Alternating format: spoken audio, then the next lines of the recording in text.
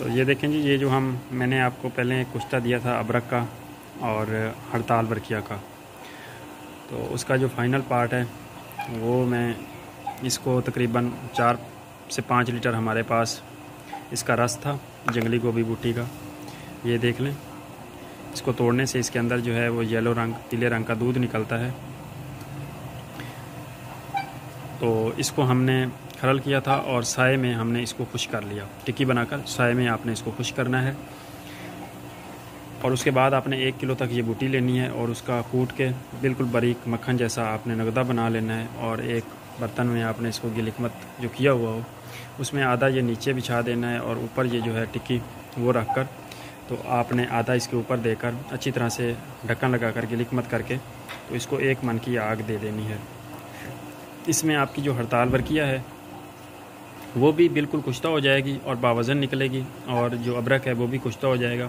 अबरक का जो पहले वाला प्रोसेस है वो भी मैंने आपको बताया हुआ वीडियो में कि सबसे पहले आपने जो अबरक लेना है उसको आपने धनाब कर लेना है।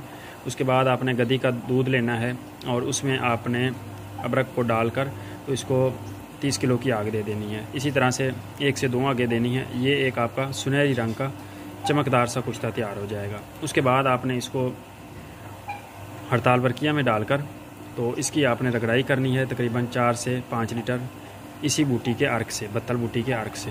उसके बाद आपने इसकी टिक्की बनानी है। टिक्की बनाकर तो 1 किलो का नुकदा देकर तो आपने इसकी आग दे देनी है। ये जो कुश्ता है ये तमाम किस्म के बुखारों, टीबी, तप दक वगैरह, फेफड़ों के अमराज, मर्दाना कमज़ोरी, इंतशार का ना आना, तो सब अमराज के लिए ये एक अक्सीर का काम करता है।